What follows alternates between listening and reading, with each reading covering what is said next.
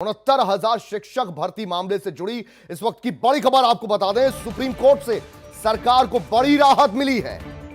शिक्षा मित्रों को सुप्रीम कोर्ट से लगा बड़ा झटका। सुप्रीम कोर्ट ने राज्य सरकार की कट ऑफ को सही ठहराया। सरकार की मौजूदा कट ऑफ पर हो नियुक्तियां, ये कहा है सुप्रीम कोर्ट ने। 60 से 65 के बीच ही रहेगी कट ऑफ। शिक्षा मित्रों ने 40 से 45 के बीच कट ऑफ की मांग की थी। शिक्षा मित्रों को भर्ती का और मौका दिया जाए, यह कहना है सुप्रीम कोर्ट का। बची हुई 37,339 पदों पर भर्ती का रास्ता अब साफ हो गया है।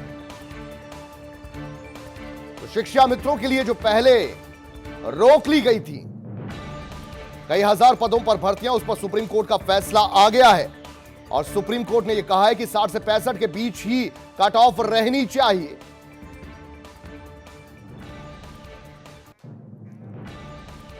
संदीप खैर हमारे संवाददाता लखनऊ से लाइव जुड़ रहे हैं और ज्यादा जानकारी इनसे लेंगे। संदीप, आपसे जानना चाहेंगे, ये बड़ा झटका शिक्षा मित्रों के लिए, साफ साफ सुप्रीम कोर्ट का आदेश क्या है?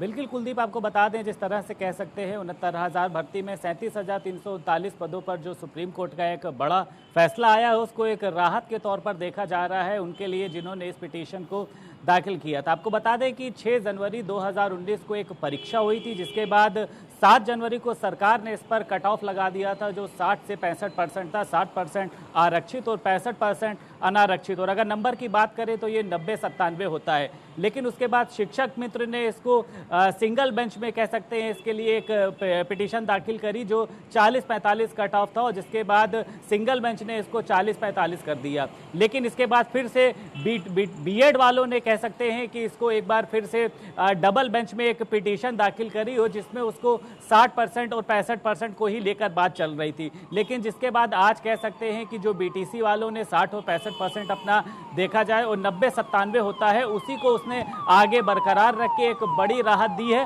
और वहीं पर ऐसे जो शिक्षक मित्र हैं जो चाहते थे कि 40 और 45% का कट ऑफ हो, या जो चाहते थे कि कम मानकों के आधार पर उनका चयन हो, उसको लेकर भी अगले साल में भर्ती के लिए उनको एक मौका और दिया जाएगा। और साफ तौर पे कहा गया है कि उनको निराश होने की जरूरत नहीं है। और वहीं पर जो शिक्षा मंत्री हैं सतीश द्विवेदी, उनका साफ तौर पे कहना यह है कि जिस तरह से इसके पहले हमने 31,000 पदों के लिए भर्ती करी थी और बाकी बचे हुए पदों पर भर्ती के लिए भी जल्द एक पूरी योजना तैयार करी जाएगी। और जिस तरह से योगी सरकार लगातार लोगों को रोजगार देने का काम कर रही है, उसमें इसको एक बड़े तौर पर देखा जा रहा है। संदीप खैर, आप बने रहिएगा। शिवेंद्र प्रताप याचिका करता है, वो भी हमारे साथ जुड़ गए। बहुत स्वागत है आपका शिवेंद्र।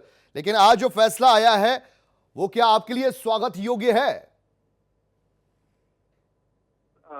विगत 2 वर्षों से हम इसी फैसले का इंतजार कर रहे थे। माननीय उच्च न्यायालय के से हमको जीत मिली थी और माननीय उच्च न्यायालय के फैसले के बाद भर्ती कंप्लीट होने जा रही थी, लेकिन जरा सी अटकलों की वजह से भर्ती रुक गई थी।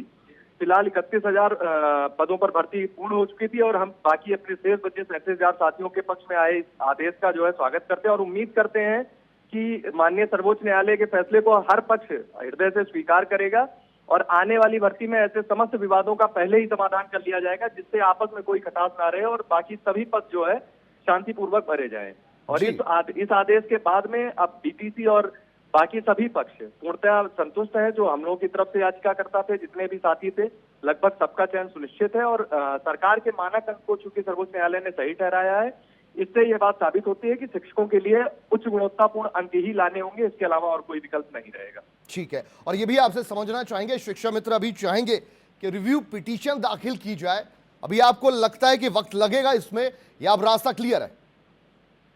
सर, रिव्यू पिटीशन अगर वो दाखिल भी करते हैं तो वक्त नहीं लगेगा, क्योंकि प्रोसेस पर रोक नहीं होती है रिव्यू पिटीशन के दौरान जब तक कि मामले पर स्टे ना हो जाए। तो यदि कोई पक्ष इस मामले में रिव्यू पिटीशन लेकर जाता भी है तो प्रोसेस चलता रह सकता है, तो सरकार अपनी प्रक्रिया को शुरू कर सकती है।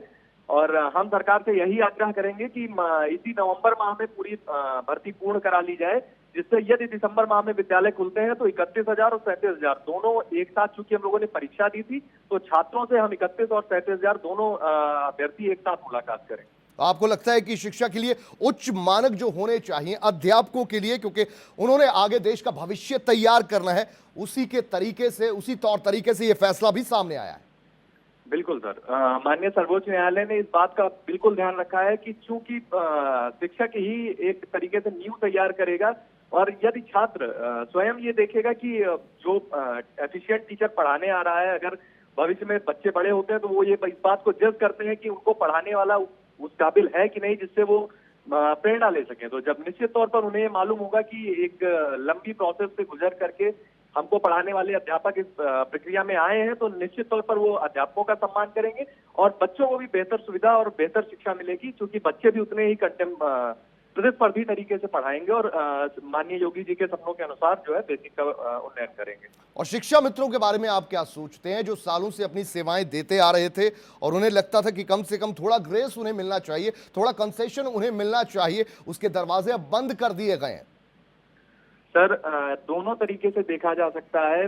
बिल्कुल शिक्षा मित्रों ने काफी समय तक सेवा दिया है बेसिक को, और सरकार की तरफ से उनको 2 मौके माननीय सर्वोच्च न्यायालय ने दिए थे, दोनों सरकार ने उपलब्ध कराए हैं। माननीय सर्वोच्च न्यायालय एक और मौका दिया है, और सर ग्रेस मार्क्स 25%, मतलब लगभग 63 अंकों का ग्रेस मार्क्स ऑलरेडी मिला हुआ है।